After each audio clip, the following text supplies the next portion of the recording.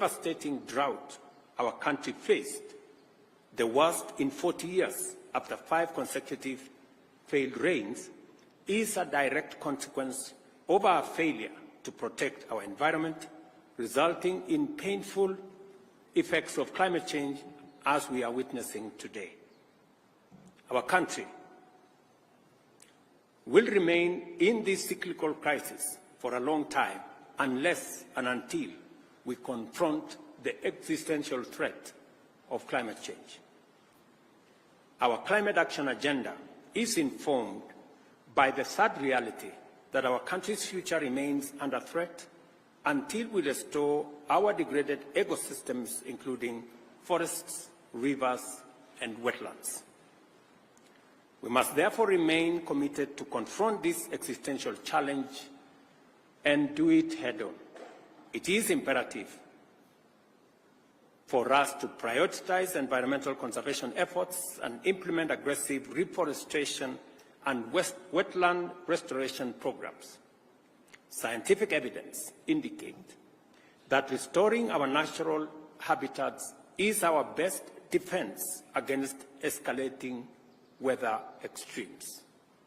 To this end, I urge you, fellow citizens, to sustain and intensify your positive response to the ecosystem restoration agenda, which aims to grow 15 billion trees nationwide within the next 10 years. This year's program on climate action agenda will be made public in the coming days. The Ministry of Environment and Climate Change and Forestry is hereby directed to immediately expedite the implementation of the ecosystem restoration program and work with all ministries, departments, and agencies and other stakeholders to provide a whole of government, whole of society, whole of nation program. In the face of daunting challenges, immense threats, and unprecedented hazards, our nation has never faltered. The people of Kenya always stand with one another and work together to overcome adversity. We are called upon once again to join hands in this critical juncture and support each other until this season passes, and afterwards, in all endeavors to secure a sustainable future for generations to come. Together, we will win the war against climate change, and also we will build a resilient nation. Thank you very much. God bless you, and God bless our great nation, Kenya. Asanteni sana.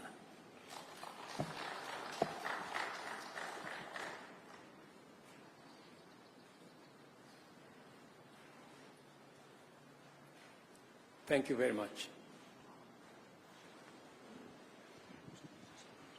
Your Excellency, my name is Mwangi Maina from Inoro TV. You have said that the Treasury has been directed to provide enough funds. I would like you probably to mention how much money has the government set aside to respond to this crisis. Again, you have asked the county governments to work in collaboration with the Ministry of Interior. We have seen some counties have already started setting aside money to respond to this crisis. So how will the national government and the county governments work hand in hand to ensure that there is a seamless response? Thank you. We have 3 things in quick succession. Treasury has been mobilized to, number 1, prioritize disbursements to counties to make sure that counties have the necessary resources to deploy intervention to manage this crisis. Number 2, we have also directed Treasury to provide resources to our NGCDF and members of Parliament to prioritize the reconstruction of school infrastructure that has been destroyed by the floods. Number 3, we have also directed the Treasury, working with the Ministry of Roads and Infrastructure and our military, to provide resources for roads, bridges, and other travel infrastructure that has been destroyed by the roads, by the floods. And we have asked Treasury to work with the resources they have, engage with development partners, and we are also encouraging the private sector to step forward. In fact, private sector persons, individuals, and organizations who wish to contribute to this national effort, the Office of the Deputy President will coordinate that effort, and additional information on how citizens, private sector individuals, private sector institutions can participate in this exercise will be issued by the Office of the Deputy President.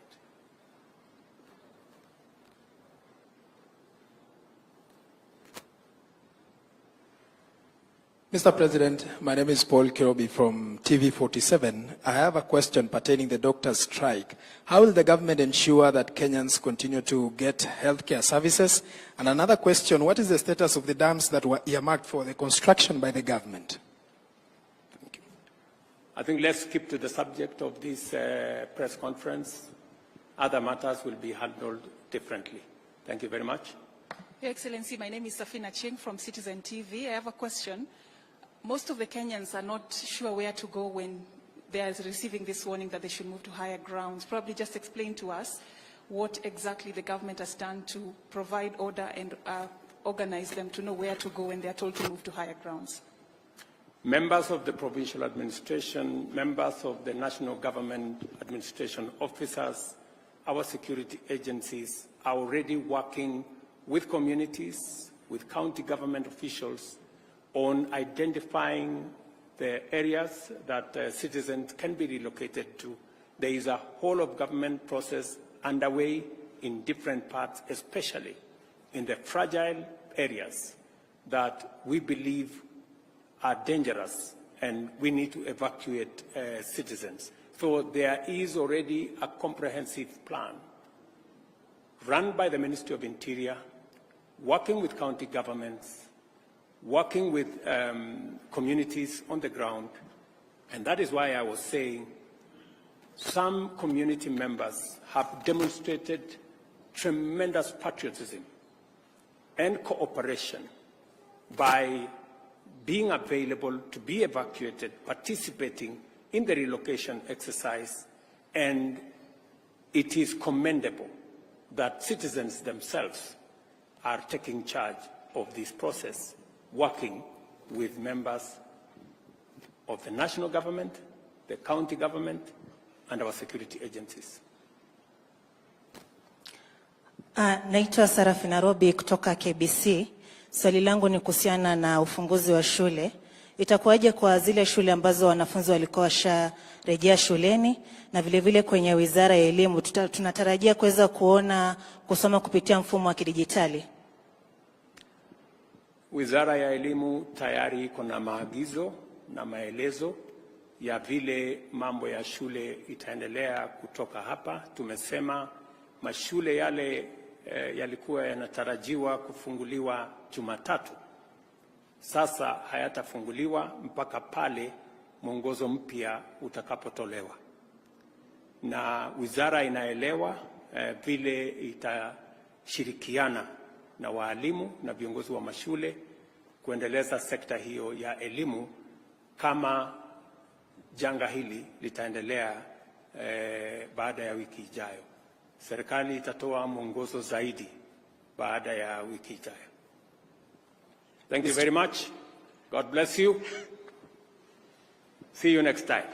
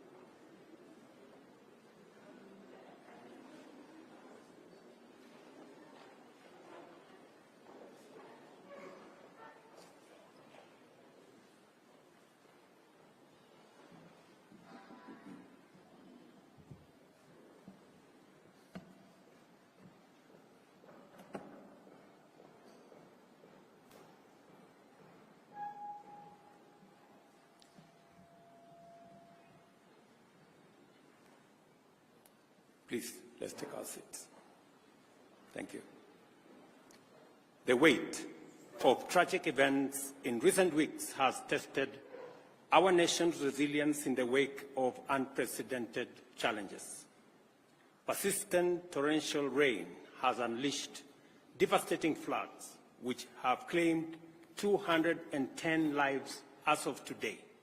It has also caused injuries to many more and wreaked havoc on property, infrastructure, and livelihoods.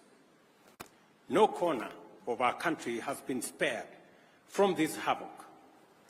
The reopening date of our schools after the April holidays, which was scheduled for Monday this week, has had to be varied.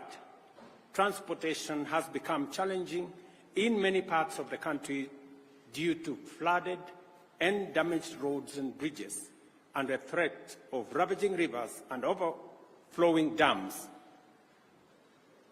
in downstream regions is immense.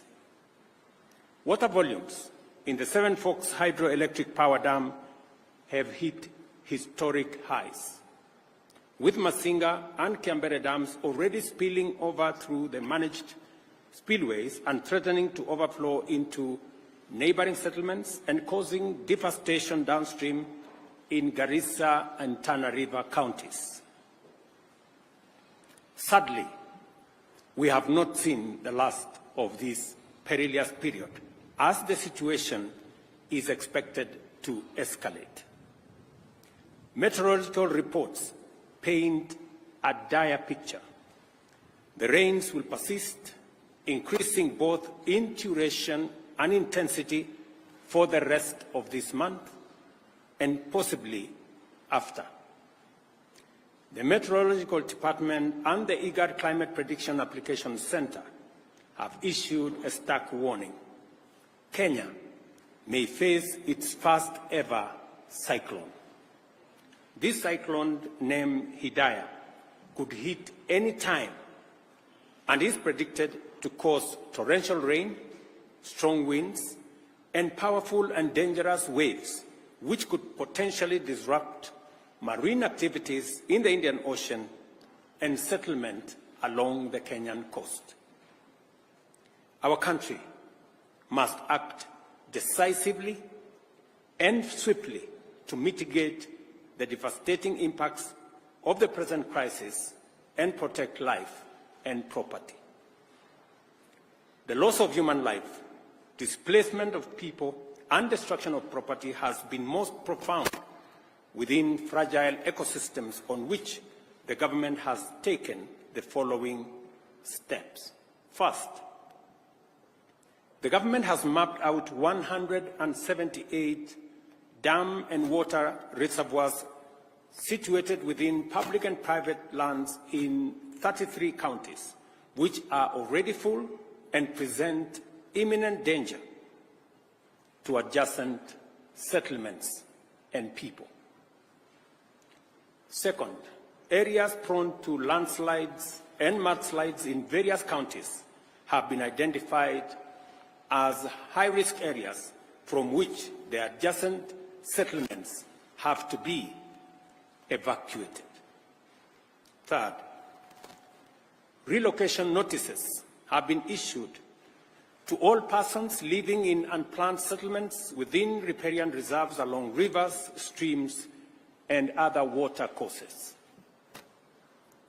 Acknowledging the gravity of this unfolding situation, the Cabinet has met 3 times over the last 10 days to provide leadership on a whole-of-government response to this crisis. To support disaster response and mitigation efforts across the country, the Treasury has been directed to provide adequate resources and work with other development partners to provide for the purchase and supply of food, medical, and other non-food items. County security committees are directed to determine on a case-by-case basis the radius that shall constitute the scope of the area subject to evacuation and mandatory relocation that has already been pronounced. The county security committees are further directed to continuously monitor other dams and water reservoirs across the country that may not be presenting a risk now, but could do so in the event of further precipitation.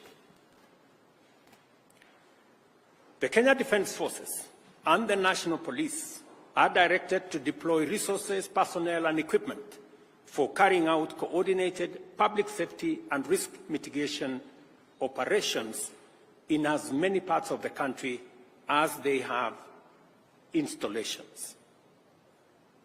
Security agencies are further directed to enlist the support of the National Youth Service and work with the National Government Administration officers to respond to this emergency, including ensuring timely, orderly, and human evacuation of all persons at risk.